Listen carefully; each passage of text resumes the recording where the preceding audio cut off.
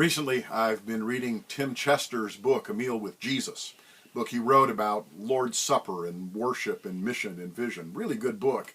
In it, he reminded me of an episode from history back in January of 2009. That's when that U.S. Airways flight had a bird strike, knocked out both engines, and Sully Sullenberg, the captain of that airplane, was able to land that plane, as you remember, in the Hudson River with no loss of life. Really kind of an extraordinary thing.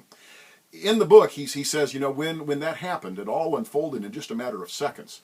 Out of LaGuardia, the plane lifted off, hit the birds, and he said, Captain Sullenberger, he didn't have a chance to get on the phone and consult with somebody about what to do. He didn't have time to sit and visit in the cockpit with the other crew about what to do. He said he didn't really even have time to think about what he needed to do. He just reacted. He instinctively reacted. And Tim asked the question, what was it that prepared this pilot to be able to do that? And he said, well, it was probably the hours that he'd spent in the flight simulator. It was probably his career, his lifetime of flying planes. All of that came together in the moment of crisis so that there was just this instinctive response. He knew what to do, and he did it in a heroic sort of fashion.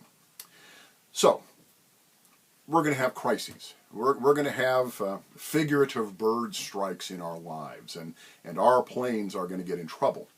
And in that moment, we're not going to have time to call up people to ask them what they think we should do. We're not going to have time to consult with other people in the cockpit of our lives. We're not going to have a chance to be able to process fully what we need to do. We're just going to have to instinctively react. If it was the flight simulators and the years of flying that got Captain Sullenberg ready to survive his crisis, what is it that we need to be doing now to survive the crisis then? In Acts 2:42, we're told by Luke that the early church habitually devoted themselves to certain spiritual practices, to the apostles' teaching and to fellowship, to the breaking of bread and to prayer. It's as we find ourselves engaged with Scripture. It's as we find ourselves connected with people in the life of the church. It's as we participate in the life of worship, gathering around the Lord's table habitually, and it is in the life of prayer that we are given the resources that will enable us to survive the crisis of the bird strike in our lives that is coming.